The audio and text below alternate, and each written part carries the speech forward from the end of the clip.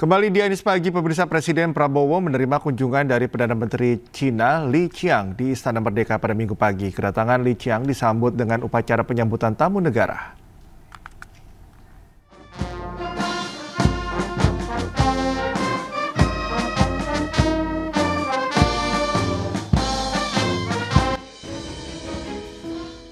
Presiden Prabowo Subianto menyambut dengan hangat kedatangan Perdana Menteri Cina Li Qiang di Istana Merdeka Jakarta Minggu pagi. Kunjungan Perdana Menteri Cina Li Qiang disambut dengan pasukan kehormatan, ribuan siswa, dan pasukan berkuda. Sejumlah Menteri Kabinet Merah Putih juga hadir mendampingi Prabowo menerima kunjungan Perdana Menteri Cina Li Qiang. Dalam kesempatan itu, Prabowo dan Li Qiang membahas sejumlah isu strategis di bidang ekonomi, perdagangan, ketahanan pangan, dan konflik global. Menandai 75 tahun hubungan diplomatik. Juga tahun ini adalah 70 tahun konferensi Asia Afrika di Bandung. Dua negara kita masing-masing memiliki sejarah yang panjang, dan sekarang ini kita telah menjadi mitra yang memiliki hubungan strategik yang komprehensif. Yang mulia, saya tegaskan kembali komitmen kami untuk memperkuat kemitraan ini dengan Republik Rakyat Tiongkok dan dengan bangsa Tiongkok. Pertemuan antara Presiden Prabowo Subianto dan PM Cina Li Qiang menegaskan komitmen kedua negara untuk memperkuat hubungan bilateral dan kerjasama strategis di berbagai sektor. Dari Jakarta, Tim Liputan iNews melaporkan. Pemirsa, Presiden Prabowo Subianto dan Perdana Menteri Cina Li Qiang menyepakati 12 poin kerjasama dalam pertemuan bilateral di Istana Kepresidenan Jakarta.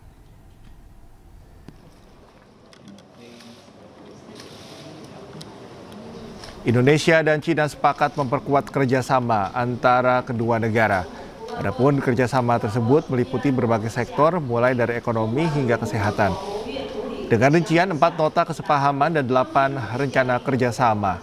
Kesepakatan kerjasama strategis kedua negara diharapkan dapat menciptakan kawasan yang damai, aman, dan juga sejahtera.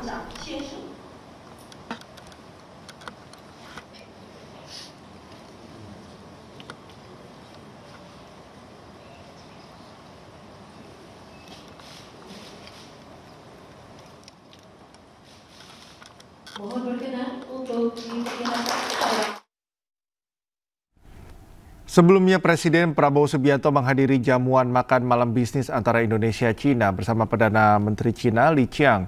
Dihadiri Kadin Indonesia sebagai mitra strategis dan wadah kegiatan investasi dan ekonomi Indonesia.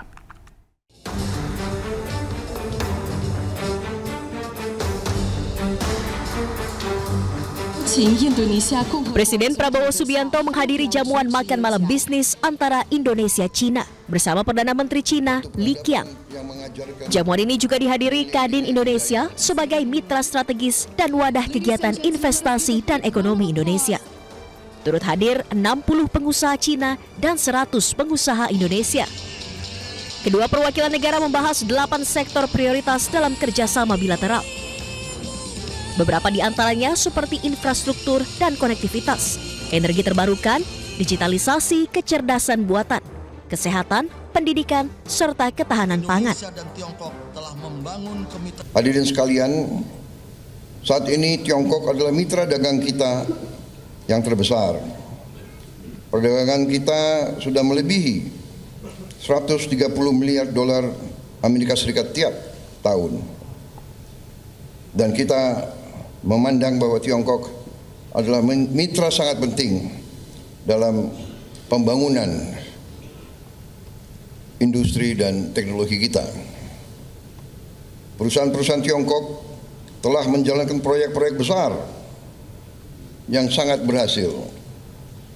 Kereta api cepat Jakarta-Bandung, kawasan industri, hilirisasi nikel, termasuk pembangunan berbagai proyek-proyek industri dan teknologi yang besar yang telah kita saksikan dalam pameran singkat yang baru saja saya diundang untuk melihat. Hubungan dagang, investasi dan teknologi ini adalah bukti komitmen kita bersama untuk membangun masa depan yang lebih kuat, lebih sejahtera bagi kedua bangsa kita. Pertemuan ini bertepatan dengan 75 tahun hubungan diplomatik Indonesia-Cina. Sementara bagi Prabowo, Cina menjadi negara yang berkesan karena negara pertama yang dikunjungi saat terpilih sebagai presiden. Dari Jakarta, Chamar Haenda, Dede Rudi, iNews melaporkan. Ketua DPR RI Puan Maharani menerima kunjungan Perdana Menteri Cina Li Qiang di Gedung DPR Jakarta.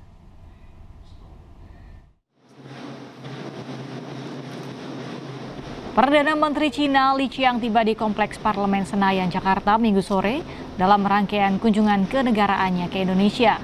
Kedatangan Li Qiang disambut langsung oleh Ketua DPR RI Puan Maharani. Pertemuan keduanya berlangsung tertutup untuk membahas penguatan kerjasama antara Indonesia dengan Cina di berbagai bidang strategis, termasuk membahas upaya negara membantu pembukaan blokade kemanusiaan di Gaza. Tadi kami membahas berbagai isu terkait kerjasama bilateral kedua negara seperti bidang politik, ekonomi, sosial, budaya, dan tentu saja termasuk kerjasama antar parlemen, dan kami juga membahas situasi politik dan ekonomi global dan regional. Termasuk juga kami membahas terkait dengan bagaimana membuka blokade kemanusiaan yang ada di Gaza, meminta dukungan kepada RRT dan bagaimana agar perang yang ada di wilayah Gaza bisa segera berakhir dengan adanya two-state solution. Menyukseskan program nasional makan bergizi gratis, Menteri Agama Nasaruddin Umar meninjau dapur modern di Karawang, Jawa Barat.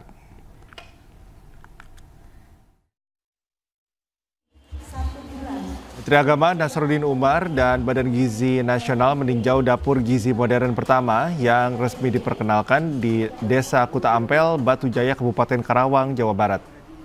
Menteri Agama mengatakan konsep dapur MBG yang digagas Gerakan Dapur Indonesia ini dirancang sebagai pusat penyediaan makanan sehat bagi lebih dari 3.500 siswa mulai dari tingkat TK, SD, SMP, SMA hingga ibu hamil setiap harinya. Langkah ini menjadi komitmen nyata pemerintah untuk memastikan generasi muda mendapat gizi lengkap, tumbuh sehat, dan cerdas.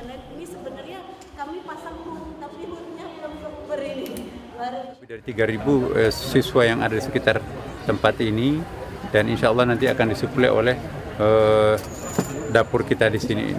Seperti yang teman-teman tadi lihat bahwa dapur canggih sudah masuk di pedesaan seperti ini.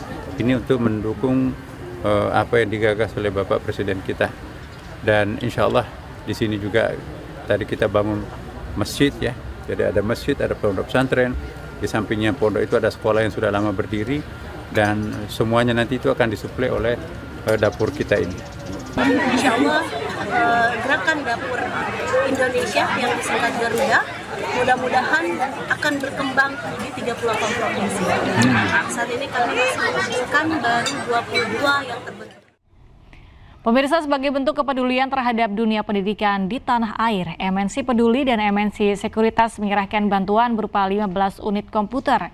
Bantuan ini diserahkan kepada 3 sekolah dasar yang berada di kawasan ekonomi khusus MNC Lido City di Kecamatan Cigombong, Kabupaten Bogor, Jawa Barat. Turut serta memajukan dunia pendidikan, MNC Peduli dan MNC Sekuritas menyalurkan bantuan 15 unit komputer untuk 3 sekolah dasar yakni SDN Babakan Kencana, SDN Ciletuh, dan SDN Pangarakan 1. Melalui program mencerdaskan anak bangsa, pemberian komputer pada sekolah di kawasan KEK MNC Lido City ini diharapkan dapat menunjang kegiatan belajar dan mengajar para siswa di sekolah-sekolah binaan MNC Peduli ini. Selain komputer, para guru dan siswa juga diberikan pelatihan cara mengoperasikan komputer.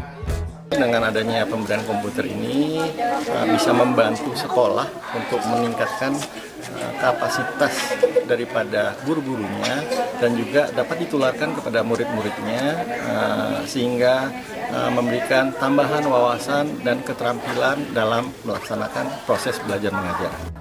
Para siswa menyambut positif bantuan komputer MNC Peduli dan MNC Sekuritas yang menunjang proses kegiatan belajar mengajar serta mendukung pendidikan di tanah air dalam menghadapi tantangan di era digital. Saya sangat berterima kasih atas semua bantuan yang telah diberikan MNC Peduli beserta MNC Sekuritas atas pemberian komputer yang insya Allah meningkatkan kompetensi para guru dan siswanya di SDN Babakan Kencana ini. Terima kasih MNC Sekuritas dan MNC Peduli atas bantuan komputer buat belajar.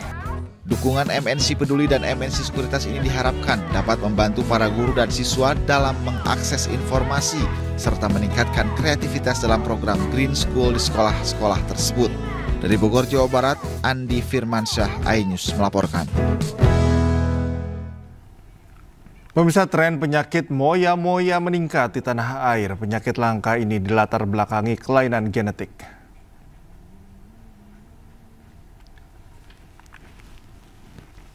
Tercatat sebanyak 70 kasus pasien terjangkit penyakit moya-moya di pertengahan tahun 2025. Penyakit moya-moya ini menyerang di usia 20 hingga 30 tahun. Rumah Sakit Pusat Otak Nasional yang berkolaborasi bersama International Far East Neurosurgical Institute Jepang meluncurkan pusat moya-moya pertama di Indonesia. Direktur Utama Rumah Sakit Pusat Otak Nasional mengatakan penyakit stroke bisa berdampak ke penyakit moya-moya.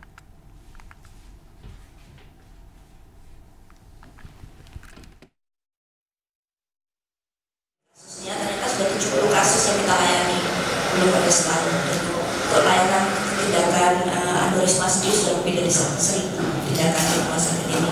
Namun tentunya sebagai pemangku kami tidak ingin hanya kami saja yang bisa. Dan layanan ini tidak hanya ada di RSPON. Bagaimana ini bisa berkembang sehingga masyarakat Indonesia mampu menjangkau dan menerima layanan yang sama dengan yang ada di RSPON. لبيك لا شريك لك لبيك إن الحمد والنعمة لك والملك لا شريك لك. Pemirsa, pembagian dan aktivasi kartu nusuk untuk jemaah haji Indonesia yang tiba di Kota Madinah terus dilakukan. Kartu nusuk menjadi bagian penting dari sistem identitas digital jemaah selama berada di Tanah Suci.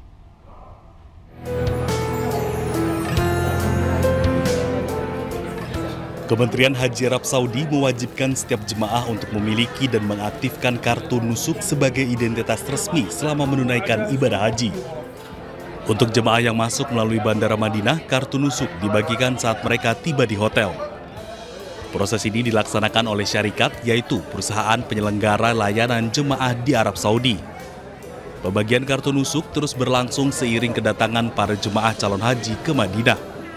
Para jemaah diminta mengaktifasi kartu dimulai dengan menandai kartu, mengalungkannya kepada jemaah, lalu memfoto jemaah setengah badan dengan kartu yang terlihat jelas bersama wajah mereka.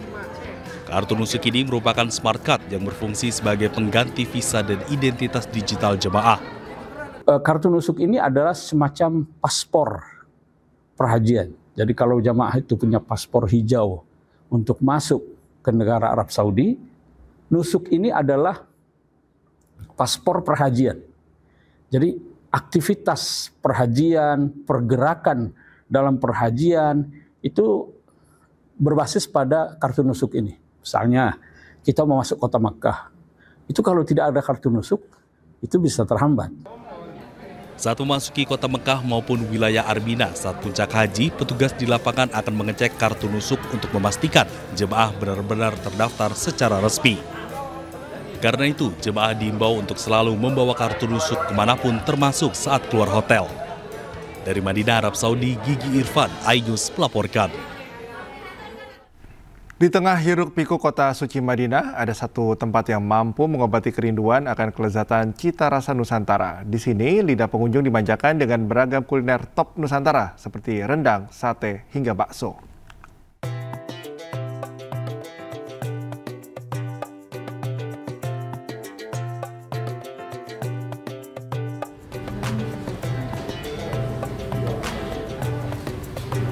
Tempat ini bagaikan oase bagi para jemaah haji dan warga Indonesia yang tinggal atau tengah berkunjung ke Madinah, Arab Saudi.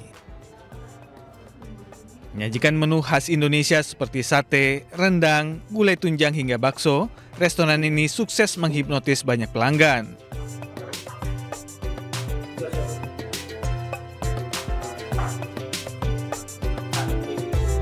Tempat makan ini juga kerap didatangi tokoh-tokoh penting dari ulama hingga selebriti tanah air yang tengah menjalankan ibadah atau kunjungan ke Madinah.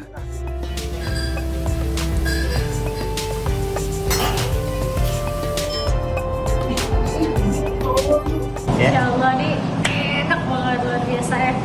Apa namanya? Rumah makan Padang Madinah Asia. Pokoknya enak banget, baru nemu ya di Madinah, enak ini makan Padang, insya Allah. Rekomendasi buat teman-teman yang umroh atau haji, harus cobain.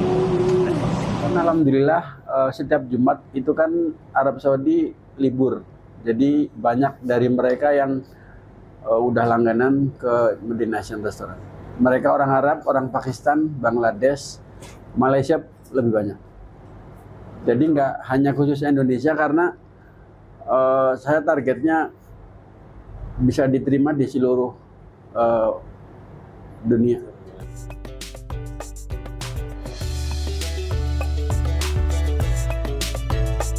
Bukan sekedar tempat melepas rindu akan kuliner Nusantara, tempat ini juga menjadi wadah berbagi cerita sesama anak bangsa di negeri orang. Dari Madinah, Arab Saudi, Gigi Irfan, Anyus melaporkan.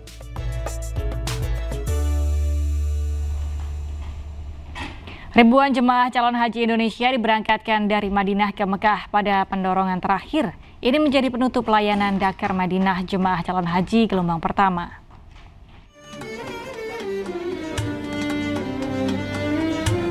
Sebanyak 3.367 jemaah calon haji Indonesia dari 8 kloter diberangkatkan dari Madinah menuju Mekah, Arab Saudi. Total jemaah yang masuk ke Madinah pada musim haji 2025 mencapai 104.770 orang yang terbagi dalam 266 kloter. Kloter JKI 1 sebagai penutup yang dilepas langsung di sektor 4, maka resmi berakhir pula layanan Dakar Madinah untuk fase kedatangan.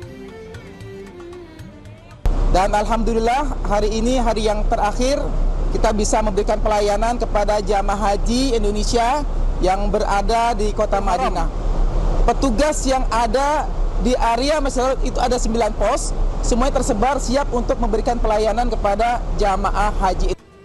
Petugas mengimbau para jemaah menjaga kesehatan selama menjalani rangkaian ibadah haji mengingat suhu ekstrim yang mencapai 41 derajat Celcius baik di Madinah maupun Mekah. Jemaah juga diminta tetap bersama rombongan saat melaksanakan umroh wajib, serta selalu membawa perlengkapan seperti sendal dan penutup kepala agar terhindar dari panas sinar matahari langsung. Dari Madinah, Arab Saudi, Gigi Irfan melaporkan. Pendorongan terakhir jemaah calon haji Indonesia dari Madinah menuju Mekah telah selesai dilaksanakan kemarin. Sebanyak 8 kloter dengan 3.000 jemaah diberangkatkan menuju Mekah.